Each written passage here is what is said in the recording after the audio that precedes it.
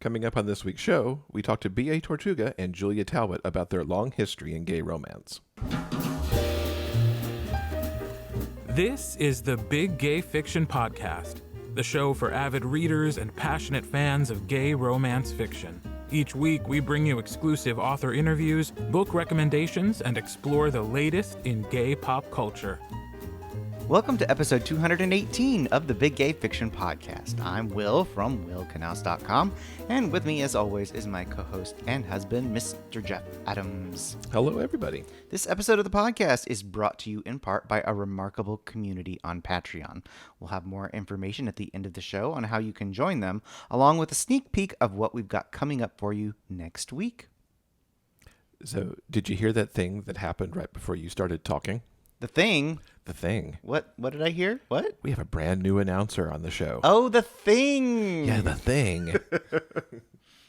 I kind of threw him by calling it the thing. We want to welcome Kirt Graves to the show as our brand new announcer. We decided it was time to spiff things up a little bit.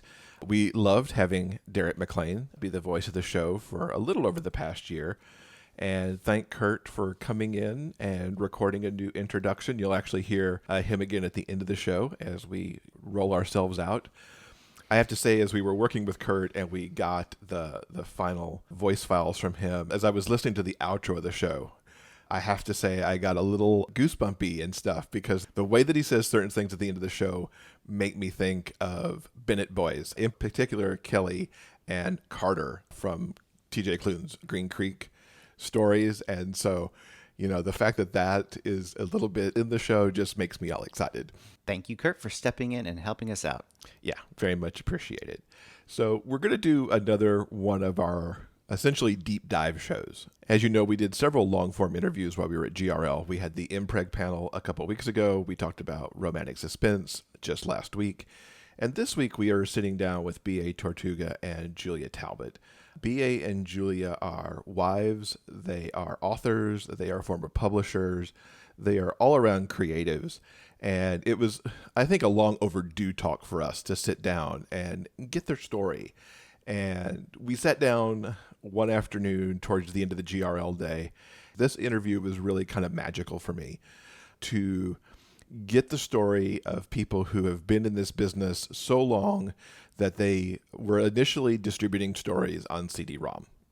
So that tells you how long ago this was. There are probably people listening right now that's like, what's a CD-ROM? What are you talking about, Jeff? No doubt, right? Because, you know, that's pre-Kindle. It's almost pre-internet in some ways, how we are used to ordering books. And so they have been in this for a long time. And to me, they're some of the foundation of what the genre has become now, you know, in 2019.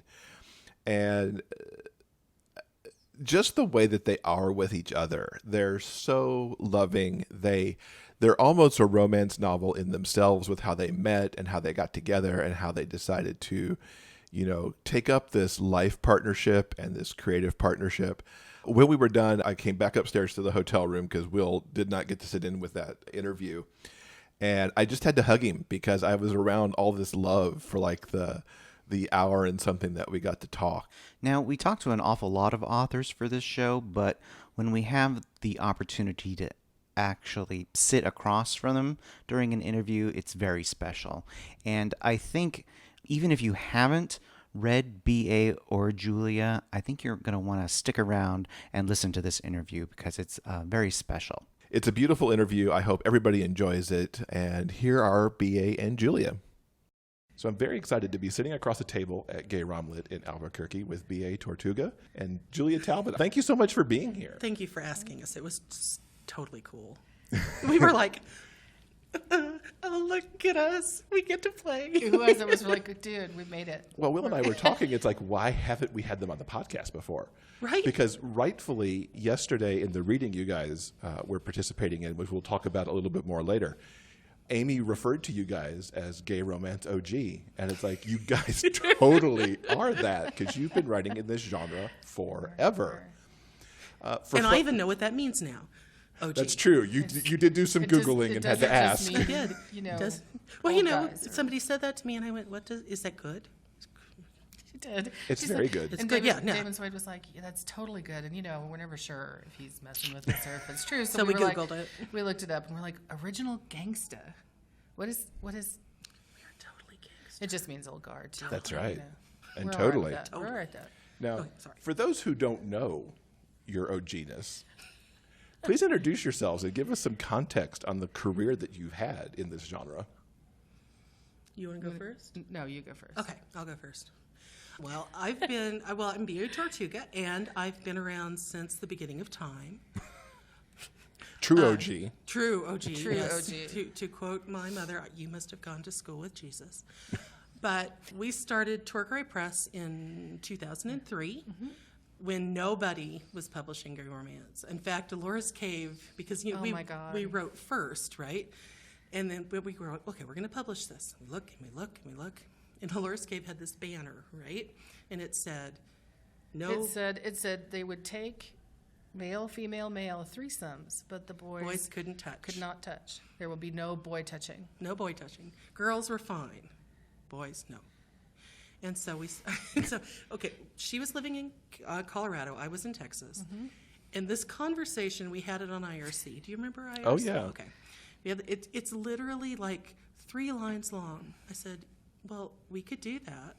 And she said, well, we could. And I said, okay. And she said, then we will. And that's it. I mean, she spent $200. I got a business license. I And started the bank account and that was the it. post office box. and we started this business so that we could publish our books and our friends' books. And it just sort of snowballed and snowballed and snowballed. And then we did it for what? How long? 12 years? A long time.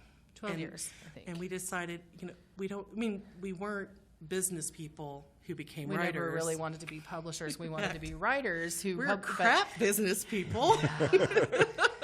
And Yeah, we wanted to write. And so we sold off and and we retired. And, well, as publishers, and then we just I was started going to say we didn't retire. We work our butts off. Right. But It's way And way it's- harder to publish our books. and it's been we've had a good time, and everything has changed and grown, and it's just been crazy. It's crazy. You figure when we started, everything kind of started from fan fiction, right? It seems like anyway. And I'm not talking about gay lit, which has been, you have to give respect for that, and but lots and lots of the especially the female male romance writers, came to us. Started from back with fan Kirk fiction. and Spock, and Right. X-Files, zines, and pre-internet Yes. stuff. and so, and now it is its own genre, and 450 people at this conference, right? And now the readers that are coming are romance readers. They're not coming from slash fiction. They're coming from the romance. So they're coming from this side, and it's just, It's kind of a glorious thing. yeah, it's Yeah. wicked cool. It's so neat. That's your turn. Well, I started at the same time that she did in 2003. As far as publishing, I had some stuff published, short stories published in the more traditional gay Star pulp. Press. Do you remember Star Press? Starbucks that was Press. it. My first was in Starbucks. Yeah. Right? In an anthology, yeah. Ours was I had like Cleus and Circlet. And they used to change your pseudonym, remember? They did, because I've always been a Julia, and they used to change my name to either J. Talbot or Jules Talbot, because they said that the readers in Starbucks wanted male Oh, sure. authors. They didn't want to know that women were writing gay stuff, which, whatever sells books, right? But it's been very nice to see, while there are still pods of that weirdness going on, to see the diversity now. It's been really interesting just in the last couple of years to see ace fiction and trans fiction and, some of these other things that people just didn't even want to touch. Well, and specifically coming romance, into their because I own think right. fiction has Sure, always been. romance. Sure, Yeah. but yeah. So, but I've always been a writer, and I've been in the book industry since I graduated from high school. I was working at a library Back in the Stone Age. in the Stone Age. Yeah, I used to work for Ingram's Book Distributors. I worked for libraries, but writing, that's the best job on earth. And Yeah. so I've been doing that almost full time since 2003. How did you two meet that led to the IRC message? I get to tell this story. You do, because it's your best friend. It's my story. your Well, story. my best friend, Shawn Michael, introduced us. And it was just really very, very random. But the cool thing is she was writing this, her very first book, the Thatcher, and they're the Thatcher Brothers series. And I read it and I went, sparkle. And so I fell in love with her writing before I ever met her, and I sent her a little gift because, I was in love. I read her book and I went, this is it. This is my girl. And so, and then it just determinedly, and I went and I got you, didn't I? Yeah. It took me about 3 years to convince her. And then, we've been together for 16 years and we got married 5 years ago. So, but yeah, I read her stuff and I went, this is my girl. Oh my God, This is I my love that. girl. And I knew, it was probably a couple months after we met. We're on IRC, and Shawn Michael had convinced us to write a story together, all three of us. And we're writing this story where there's an established couple, and there's the pizza delivery guy, and he comes in. It was just supposed to be this pornalicious, plot. You had me at Portalicious with Pizza Right. Delivery Guy. Well, and the delivery guy shows up, and our guys on page are acting perfectly normal, but I'm going. And finally, I open an IRC window just with her, and I'm like, they're going to eat him. They're werewolves, and they're going to eat him. And she was like, yes, oh my God, don't tell Shawn. And I was like, okay, I won't tell him. But it was absolutely the truth. We were like on this, and I knew then, I'm like, we're on the same page. No one We're else. writing If the I'd same said that to story. anyone else, they would have gone, "You're crazy." But we were totally writing the same story, and we've been sort of writing the same story ever since. So, It's such an incredible story that a story brought you to her. Yes. And all of the love grew out of it. You built a company out of it. Right. I did. And an ongoing creative partnership that's endured 16 years. Yeah. Thank you for doing the math. Did you see any of that happening, or is it because that it started with a story that you kind of could see the creativity that was going to come out of it? I don't think when she tells the story of her pseudonym, it tells you that we had no idea that this was going to become what it became. Right. I think we thought we were always going to be able to write stories together and stuff, and I don't think, we would have never said we were both going to quit our day jobs and we were both going to be able to make our living off of this. When she moved to Texas, she says to me, I'm not the constant companion type, honey. I'm going to live in another town. I said, okay. She buys a condo next town over. You spent, 6 weeks there, maybe, tops? No, maybe 6 months. But but you have to count the days we weren't together.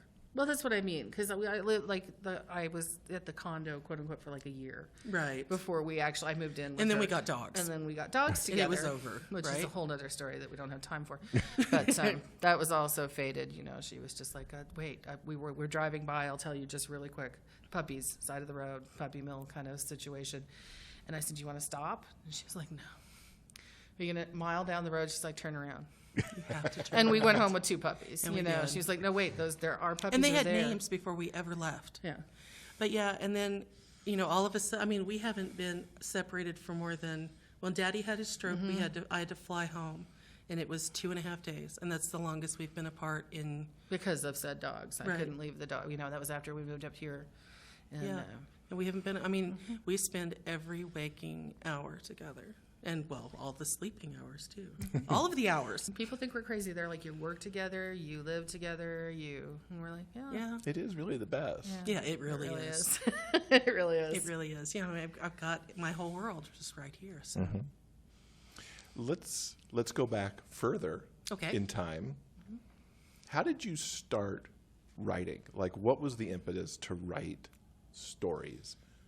I have never wanted to be anything else. I got my very first publication cred in 1976, and I was 5.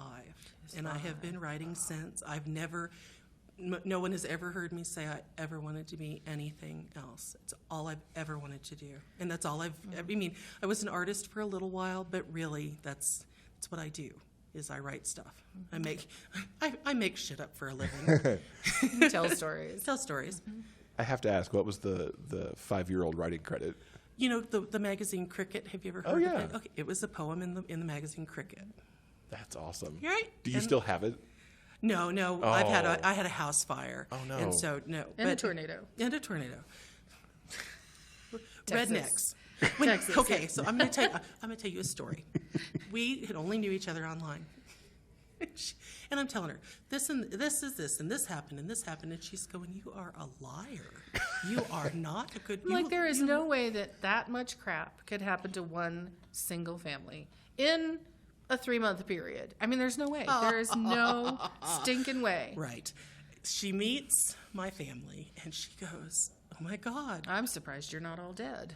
I mean, honest to God, that because my family, military brat, 4 of us, we moved around. We were the core group. She's got 9 brothers and sisters. Yeah. Her dad was married 3 times, twice My to her mother's mother. been married so many times that she can't get married again. Yeah, because they won't let her change her Social Security card anymore. Listening, Social shh, Security. I apologize for telling stories on you. My father won't be listening, so it's okay. So we need to get your writing origin story too. Well, I was always, my parents were both storytellers. Neither one of them were particularly, I won't say literate, but neither one of them were particularly writerly. They were bullshitters. Yeah. Sit around the campfire, tell stories, tell the same stories to the family over and over again, no matter how many times you hear them, and the kids sit around and go, tell it again, And so I think I just come by it naturally, but I wrote my grandma a letter when I was 7. Because my mom made me write my grandma a letter every week, whether I wanted to or not, this pre-internet where you could just write an email. And yes, dear grandma. And I decided that maybe the world, it would be a great place if we could power the world with popcorn. Okay, sure. Solar I'm a power fan. popcorn, the energy of the popping of the popcorn would, and my mom was like, dude, that's awesome. You should start writing stories. And I did. Now, my first publication wasn't until I was 15, my first pub credit, and that was in a literary magazine. But, that was where it started. Popcorn. So jumping forward again from cricket and popcorn, Crickets, popcorn. what brought you to writing gay romance? Oh, fan fiction. For me. No, I mean, now, my fan fiction career was this long. Teeny, yeah. Yours was shorter. But mine, I was living in Colorado, and I'd had a girlfriend who left me. It was very sad. My mom passed away, very sad. And so I filled my time. A friend of mine introduced me to Buffy, I think it was, fan fiction, Spike and Xander, And I would sit for hours and read. And I would think, man, this is crap. Some of it was really good, and some of it was really crappy. And I was like, I can do better than this. And I did. And I was like, no, I mean, years ago, I'd read Anne Rice's, Anne Roquelare's stories where there was a lot of male goings on. Right? I remember those. And I was like, you can do that. And Poppy Bright, the same way, Poppy Z. Bright, I was a big fan of hers and everything. But it never occurred to me that I could write that stuff until fan fiction. And then I wrote fan fiction for like a year, and I was like, yeah, but I want complete creative control over these characters. I want to know that I don't have to stick to any kind of canon, and that nobody's going to complain if I veer off the beaten track. So I'm just going to go write my own stuff, and whether anybody reads it or not. And lo and behold, I did, so. And it that's was where, good. Yeah, well, some of it. God, when you look at some of those early books, I think. I think all authors do that. Right? I think so, but, Cheesy, greasy. Oh, and I get my turn? Of course. Well, my degree is in erotic literature. And so, and I'm going to back up a little bit. Where I grew up in Greenville, Texas. And I knew all sorts of gay men. Tons. I dated lots of them. But nobody ever told me there were lesbians. It never came up. We just all sort of assumed that that's what girls did, right? We were experimenting. And so, I knew all these gay men, and I had all these gay friends, but there weren't lesbians. Right. And then I got married very, very young to a man, and so that wasn't a thing. And then when I figured out I was a lesbian, and my mother-in-law figured out I was a lesbian, I had a child. And she was a lawyer, and she said, you toe the line, or I will take that baby from you. So, line was towed, towing line. And so I was sort of like, I would sneak the lesbian fiction, but gay fiction was fun because it didn't upset the Anybody, ex, right. right? Nobody was mad. That was cool. And I write all around. And it just happened that my branding and I hit with the gay fiction because I have lesbian fiction and trans fiction And she writes horror, really good horror. and I don't care. I'll write anything. Just give me a piece of paper, I'll write it. But that's how. And it was real because I was when you gave me the questions, I was like, okay, how did I start? And that's it. I mean, I knew all sorts of gay men. And I know that it sounds incredibly stupid when you say it. I didn't know that there were gay women. No one told me. Mm-hmm. But, And you're in Texas. right. And in teeny tiny town Texas. And I mean, what year in must the that 80s? have been? In the 80s? Yeah, in the 80s, yeah. You know, and I'm not sure, I mean, I'm not sure why. Right. But everybody just assumed, I think, that experimenting is what girls did, and that was okay. But eventually you were going to get married. But and have eventually babies you're and going to settle get down. married and have babies, because that's what one did, and that's what I did, you know? So I know that's like a crazy answer, but it's the truth. I mean, it's like you said, it's the truth. So as you got together and made a publishing company, which I have to say, especially in like 2003, Right. when We had no idea what we were doing. It was I mean, so, ebooks were baby. exactly. Ebooks were baby. I don't think was the Kindle out in Oh, no, 2003. no. Yeah, we were still No, like a there were good 5 PDFs, years away. And we burned CDs and mailed them to people. Yep. Honest to God, that's what we did. And so you weren't doing it with the technological easiness of today. I mean, there's still a lot of work. Let's not mistaken that there's still a lot of work. But that was a whole different Stone Age, practically. Hand-coded line by line. That was my job. She did all the money stuff. And she hand-coded stuff Those line, books and did a line lot of by the line. covers to begin with because she had done graphic arts for a while. That was Yeah. one of her degrees was graphic arts, and so she did that. And she was working on Photoshop before it was called Photoshop. Yeah. And so. But to make a publishing company in that time, rather than just trying to put your own books out, you're taking on the overhead of bringing your friends on too. Right. And how did all that build itself up? Because it sounds like the amount of work it sounds like that takes almost exhausts me just to hear it a little bit. I was a lot younger then. We were. I was going to say, we were a lot younger then. We were all working like 3 jobs. But, all of the one thing about it was that all of us, including our friends, Shawn Michael, for example, Jody Payne was around then, believe it or not, in 2005. She came on board. Chris Owen. We were all English majors at some point in our lives, whether it was master's degrees or... so the editing was built in there to begin with, and nobody got paid. They got paid in books, Yes, right? yes. We had a couple of artist friends who came on board right away and did covers for us and everything for free so all we had to do is pay for this. Because nobody thought this was actually going to happen, No. right? This was this was us being dorks, and humor the crazies, and then this will go away. Right, like her best friend from high school who'd never read a gay book in her whole life came on as a proofreader. Because she has this really analytical, she's an analyst, and so she has this really like analytical mind. We would give her a list of things to look for, and that's what she looked for, and so that was, and then bless her heart, she didn't stop working for us until like 2 years before we closed. She was just like, I think the idea of reading one more book for anybody makes me want to cry. I'm going to quit now. And we were like, okay. Oh, that's so sad that Well, but by she then didn't we want to were read any more books. It was great. Because, by then we'd started out putting out 5 books a year or whatever it was. I think the first year we probably put out 15 books or something like that.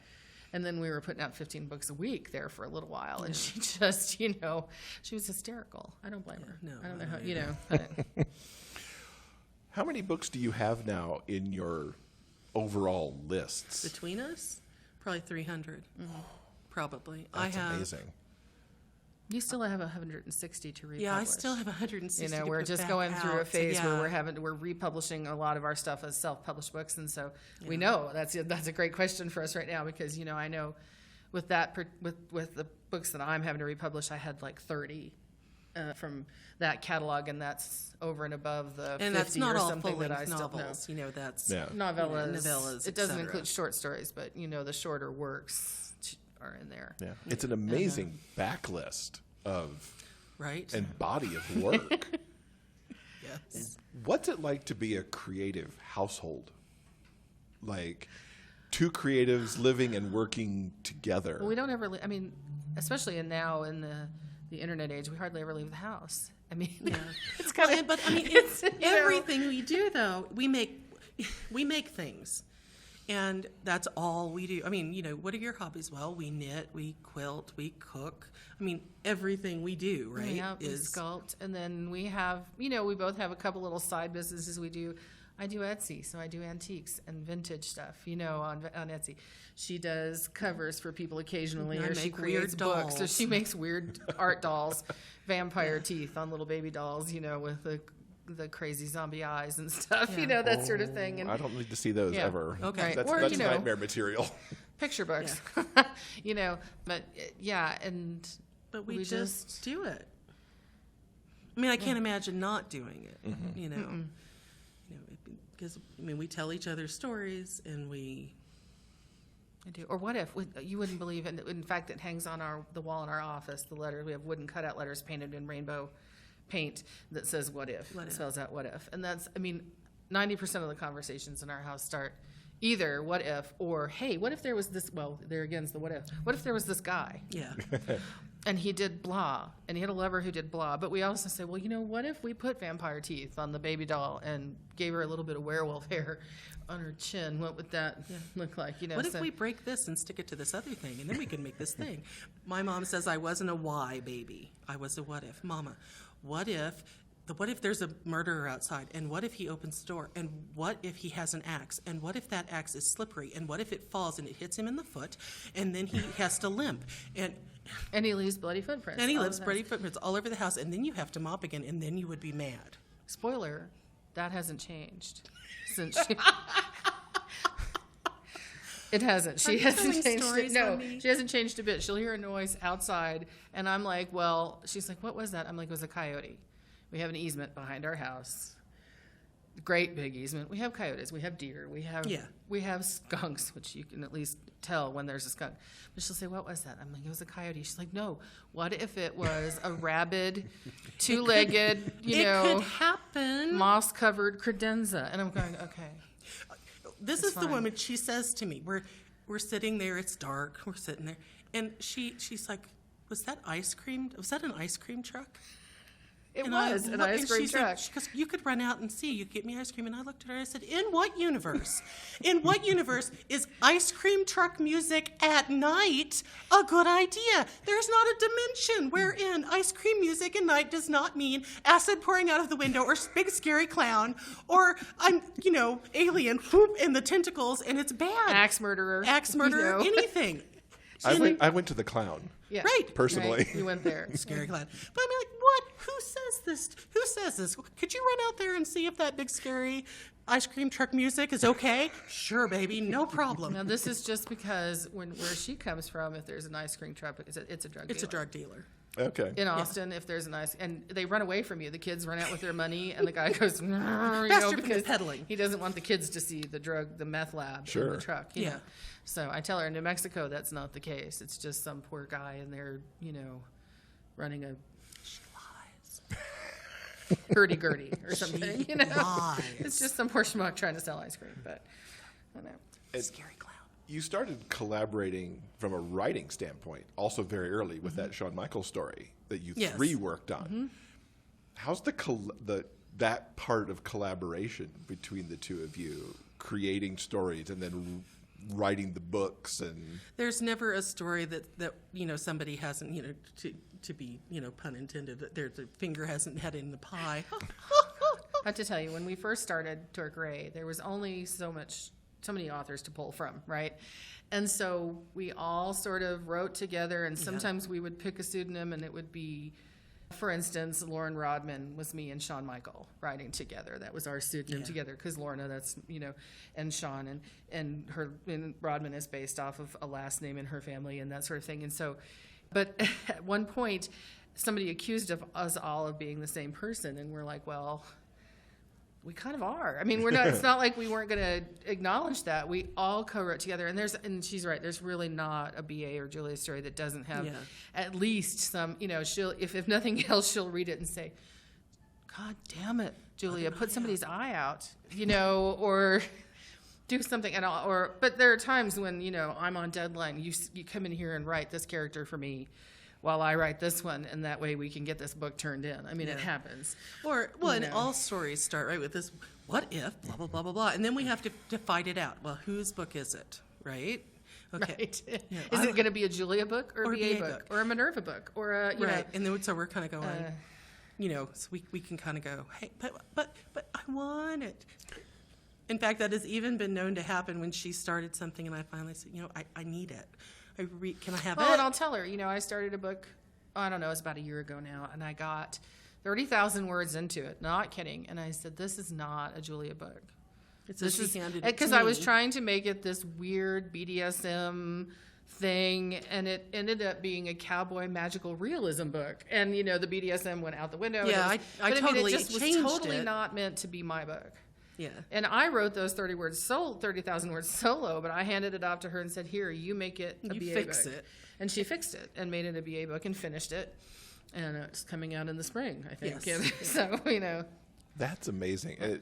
My brain goes off to maybe a weird comparison, but like Lennon and McCartney. Right. They wrote all those songs. Sometimes they don't even know who wrote what anymore. Right. Mm-hmm. And all of your stuff, I mean, it blends together. And Right. Well, we're all kind of the same. I mean, you know, writing, we like to pretend that it's super, super solo, but it's not. I mean, we're collaborators in a really deep sort of way, aren't we? I mean, you know, you can't write in a vacuum. I mean, in a weird sort of way, we're like the biggest collaborators because we're pulling from everything and we're sucking it all in, right? And so we're collaborating with the damn universe. So collaborating together, there's nothing easier. Right. That's small scale. Yeah. You know, when you think about it. You know. And you both co-write with others too. Mm-hmm. How's that perhaps different from the way you two do it together? Well, it's totally different because especially when I co-write with Jody Payne quite a bit, and she has a character and I have a character. Now we don't do chapter by chapter. I'm going to try that. I don't know how it's going to work. Not with Jody, but you have a Kieran and process Kelly with her, and I right? are going to try that. But we do kind of it's conversational. She'll type a bit and then she'll tell me, okay, you go, and then we'll trade it back and forth. And there are lots of problems with it because since it is a conversation, kind of literally, you tend to white room a little bit. You have to go back in afterwards and add, you know, the little things because in your head, right, you're literally having this and occasionally conversation. you have to go back and fix those POV slips because Yes. Yeah. since both of you, like when she and I write, we both, you know, she picks a character, I pick a character that we both identify with the most, and the couple. But at the same time, I'm allowed to write dialogue for her character and vice versa. And I know with Jody, that Jody tends to not do that. You know, she wants to write so the POV can slip occasionally. Yeah, if it's tight third person, You have to go and fiddle. you have to go fix it. Yeah. You know, yeah. With you, I just go, God damn it. Then we, Yeah. it's a little more immediate. She can just throw something at me from across the couch and go, would you please pay attention? So we have to talk a little bit about the book you debuted here at GRL. So let's just have you tell the story of what happened when you ended up with this reading slot all of a sudden at GRL. Well, we have to go back a little bit further.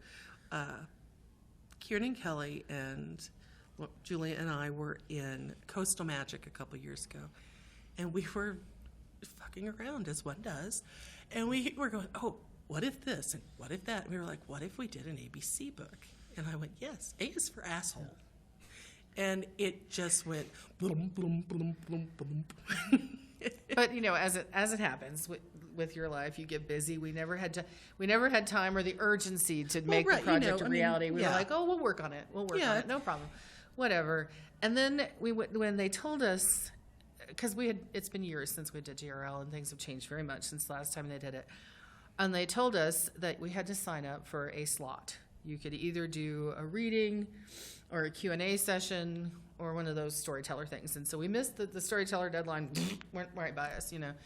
And when they opened the Q&A slots and the reading slots, we were all out of the house for, you know, all of us for the change, out of the house doing things. And Reese Dante texts me and says, "Are you going to sign up for something? Slots are going fast." Well, by the time we all got in there to sign up for a slot, all that was left is readings, because nobody wants to do that, right? Like, everybody's intimidated to stand up in front of people and read their own work. And so it was me and Jody Payne and Kiernan who got the same slot. And we were like, well, what if we had BA crash the party and we did the ABCs of gay romance?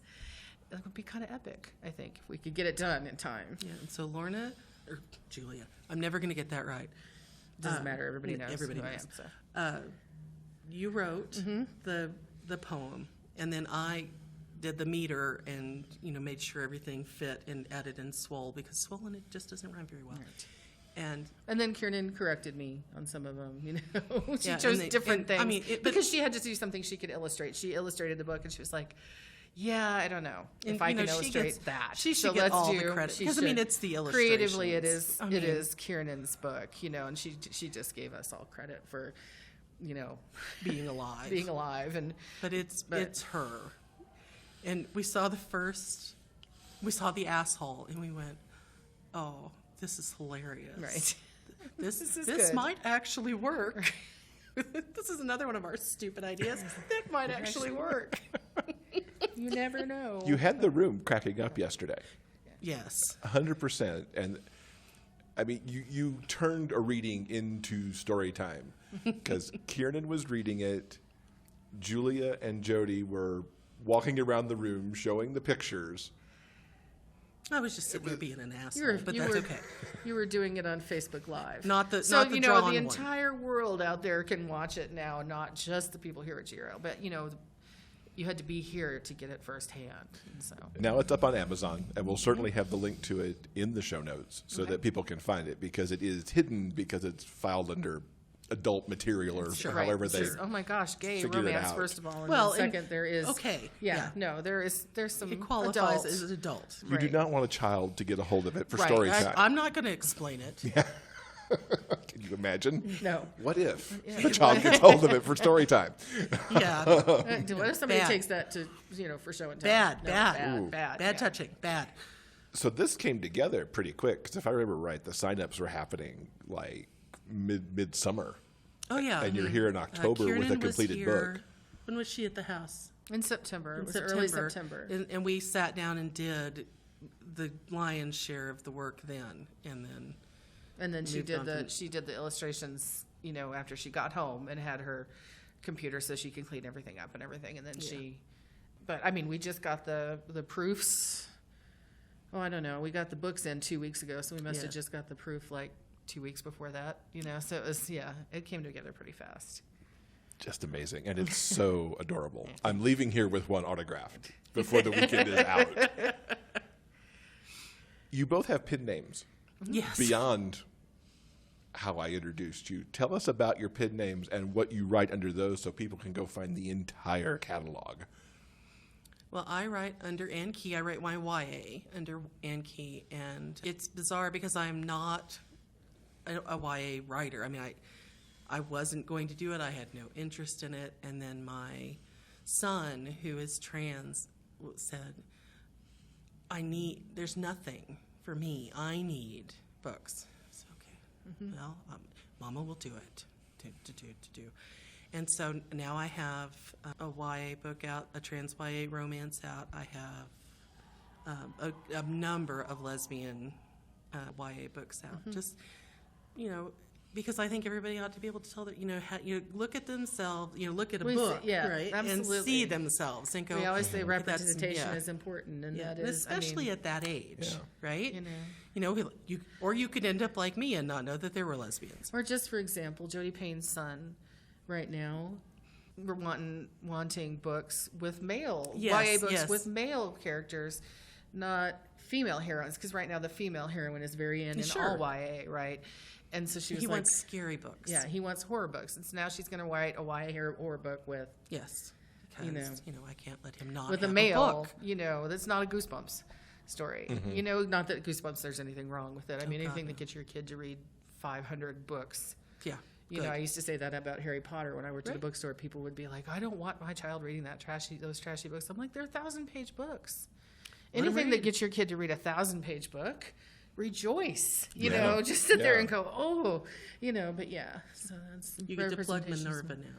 Right. I write as my Julia stuff is sort of like the more traditional tropey gay romance, and then as Minerva Howe, I write a little kinkier, more BDSM-y, spanky, daddy, kink sort of, you know, stuff. Like, for instance, I have a male, female historical femdom as Minerva, which, you know, say that 3 times fast. No, thank you. And people sort of go, huh, but it's you know, set in the Georgian period, so it's not even like a historical period everybody knows a lot about, you know, but that's, I kind of use Minerva for my stuff that I don't know if it's really going to take off or not, but it's fun. It's a lot of fun. And then I've had several other pseudonyms over the years as co-writers, but and right now none of those books are out there, I don't think. I don't like think the Lauren so. Rodman books, I don't think they've No. been republished right now. And then once upon a time, we were Rob Knight. We were Rob Knight. There Yeah. was a pseudonym called Rob Knight, and we wrote suspense, romantic suspense Yes. mostly as Yeah. Rob Knight. Yeah. Are those books floating around? You're fixing to do Touching Evil. Touching Evil. Is going to be re-released soon. Oh, yeah, cool. So Yeah, there's a couple, but most of them say now they'll say B.A. Tortuga, B.A. Julia Tortuga, Talbot. Yeah. because it just seemed easier to not confuse people. And maybe to reduce the overhead of so many pen names, because Right. there's an overhead to having that for exactly. sure. There is. You know, 20 years ago there wasn't as Yeah. much because you know there was no Facebook. No Facebook, no social, No, it wasn't a thing. So with hundreds of books out, what keeps your creative well going so that you keep having the new ideas and the things that excite you to go write the next story? I'm gonna say music a lot. A lot of my stuff is, you know, I'll hear a song and go, oh, what if, blah, right? I mean, you know, I'll hear a Or song. she'll look at me and say, "There's a story there." Yeah, there's a there's story the novel there. right there. I mean, right there. All I have to do is translate that into into 2 guys and reality. their reality. Yeah. Right. Yeah, for me, it's really music. Music is my thing because I can't write like if my vampire playlist is on, I can't write something else. That you know, I am totally. Yes, but if your Angry Cowboys playlist is on, you're not writing vampires either. So I have to tell you that somebody gets really, really frustrated about the 27,000th time I have played playlist number 4 that has 20 songs, and she's going, either finish writing the goddamn book or I'm going to choke you. I'm like, okay, typing faster, faster, la la I have la. to hear that Tori Amos song one One more more time. Yeah. Can you tie a specific book to a song to give us a couple examples? Oh, goodness, sure. Whiskey to Wine. Whiskey to Wine is a Garth Brooks song. And the story is about former lovers, one of them, a blind sculptor, and what's that thing with not the skiing, snowboarding, a snowboarding professional. Has nothing to do with the song, nothing, except that when I heard the song, that was the story, right? That was it. I got them both. Boom. 2 of a Kind working on Full House, which is another Garth Brooks song. It's in it, like I said again, this is a song about, a guy and his wife, and they're fixing to have babies. And the story is about a rodeo cowboy and a ranch cowboy who inherited 5 children and how they work that out. They don't have to correlate in anywhere but in my bizarre little brain. Living in Fast Forward is another one. Living in Fast Forward. There's tons. I mean, I tend to use, because you can't copyright a title. Yeah. So Yeah. I tend to use a lot. I have plans for, a whole series that are based on Alan Jackson songs. And like I said, they don't correlate except for in my brain. Right. But that's that spark of inspiration. Right. That just I'll go- happens. That's all that it requires. oh, Yeah. that one right there. And what about your creative well? I draw from all over the place, but I get a lot of stuff from traveling. I will come home from a trip that we take to Colorado. Colorado is where my mom was from. And so I go up there as much as I can. I'll go up to the mountains and just hang out. And I come home with, well, what if there was this wolf shifter that's been released on a Ute reservation. right. Or on Grand Mesa, they're doing repopulation of wolves, and one of them happens to be a shifter, and he's hiding out. What is what about that? No moose shifters. No, I did a moose shifter I know. actually for a Christmas story once. Yeah, Yeah, everybody thought he was a reindeer. He was like the ugly duckling, and he went to live with Santa, and he wasn't a reindeer. When he got to be full grown, they were like, "My God, he's a moose," and so he's actually the postal delivery guy for Santa up at the North Pole. And then there was an elf that he hooks up with, moose Because shifter. that's as one does. Indeed, Well, yes. that particular publisher encourages that sort of Sure, nonsense, so which is great. I love Margaret, the lady that runs the company. It's Changeling Press, and she's like, write me this craziest Christmas story you could think of, and I'm like, moose shifter. When I was in my early 30s, my mom passed away, and she had told me, you go and you do. Pardon me. And so I went to Italy, and I went to England, and I went, and man, I wrote Texas. I did. I went to Texas, which I grew up in Las Cruces, New Mexico. 45 minutes from El Paso, but I'd only ever been to El Paso in Texas. So I'm going to Dallas, and I'm going to Austin. We're seeing all sorts of stuff together. So to me, that's and then like for the cowboy stories that I write, which I do write a few, rodeos. I go to a lot of rodeos. We go to a lot of My rodeos. grandpa was a rodeo cowboy. I had a cousin who was on the rodeo team at NMSU, and when he was in college, and so rodeos. I go to a lot of rodeos, and you watch the cowboys, and you go, okay, I could rub that one and that one together, and say that works. I love that. But that's traveling too. We went to Cheyenne to go to the Frontier Days. We want to go to Calgary and go to the Stampede, and which is also interesting because there's a lot more gay guys in the rodeo life than you would think. Yeah. Yeah. And so that's also very interesting to see the juxtaposition between them being whether they're allowed to be gay or not, and whether they're in the closet and the Traveling partners, yeah, and that sort of thing. So that's a lot of inspiration for me too. There's a lot of cowboys in your work. Yes. And I think we've just heard some of the why, because there's all those, you're going to the rodeos and going to those events. What are some of your other favorite character types, and paired with that, some of your favorite tropes that you like to play with often? My favorite trope of all time is former lovers. Second chance is the best. Yes, Second I would chances. eat that up. I like enemies to lovers, but And you like friends to lovers. I love friends like to lovers. best friends but to lovers. Second yeah. chance, that's my jam. We have this huge, terrible backstory, and we're going to be forever after. I love that. I have to say that if they're not cowboys, they're rednecks.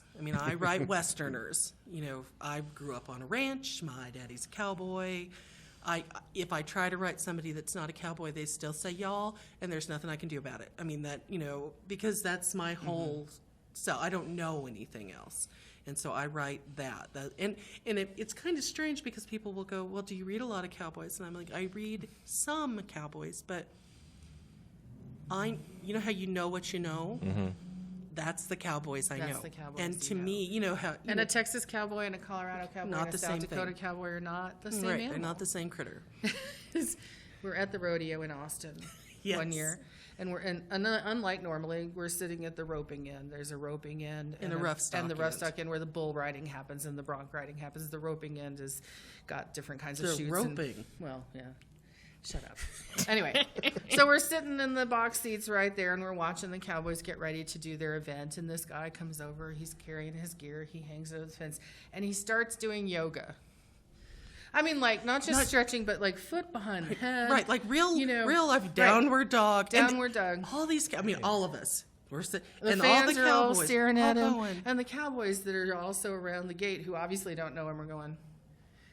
And everybody's just staring, and the announcer's going, do. And finally he says, and now Cowboy Joe from so-and-so, California. And the entire crowd goes, oh. He's from California. We get it. It's all right. Okay. So Texas, California, not, So, it's interesting because she just, I can read, because my grandpa obviously was from Colorado, right? So I can read a wider variety of cowboys, for instance, than Sure. she can. But if something is just not right, she starts going, That's not my experience. Yeah. Not that it's not right, but that it's not my Right. experience. That's more fair. and that is fair because people do the same thing about Other people books. have other experiences Right. than me. I know. Damn it. Did you write the Yoga Cowboy into a Yes. book yet? Yes. Thank goodness, because somebody needed to write that happening there. We totally I did. totally did. I tend to like because I read a lot of paranormals. Yes. So I tend to like the alpha male stuff. I love fated mates. I love it. I love it. And it's not just because it's easy to write, because sometimes it's not. Trying to come up with something new for the fated mates trope is tough. Everybody's like, oh, that's just lazy because you like that they just immediately to get together. And I'm like, no, I actually like it when they fight it. And they go, I don't believe in fated mates, And then there's the push and pull and the tug and that's my favorite when it comes to that. I'm going to suspect the answer to this is no, but I could be wrong. Just given how long you've written and all the books, is there a trope or a character type that you've wanted to write that you're like, I don't know how to write this yet? I haven't written a murder mystery yet. I don't think. Have I? Like a real live murder mystery that's no. not paranormal. No. Yeah. And cozy mystery. Cozy mysteries. Yeah. I want desperately to write the time-traveling Chic, who, kidnaps the British guy and takes him off to his harem. But nobody wants it. Right now, and I understand politically right now it's a very difficult thing for a publisher to imagine selling, and people are worried about being skewered on social media for, getting anything that might smack of misrepresentation and which totally, I absolutely get that. And I'm not entirely sure I can handle it without, even being tongue-in-cheek without insulting somebody. So I think I think it that would be even probably, harder right, tongue-in-cheek, it eh? might even be, Yeah. so I think maybe that's one I won't touch. But man, I want to do it. I want to be it doesn't have to even be time traveling, but it would be fun. So this is going to come out first part of December. What are releases that have maybe just happened or are coming up that folks should be looking for?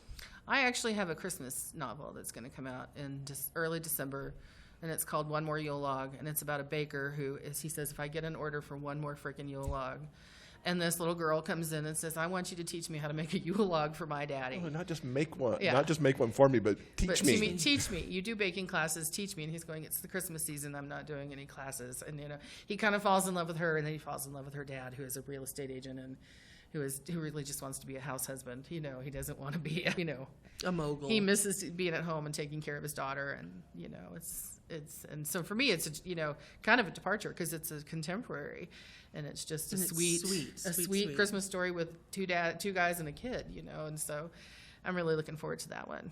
Awesome. Yeah. And I will have Midnight Rodeo 11 out. It's called Brownie Sway, and the Midnight Rodeo series is a paranormal rodeo. Demon bulls, werewolf, Bullfighters.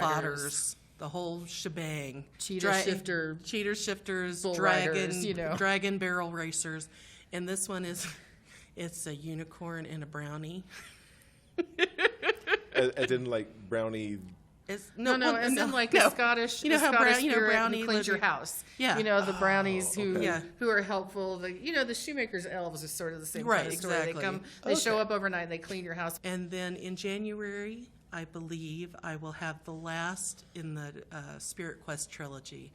And it's a set of shifters that is up from where Lorna's people are from in Colorado.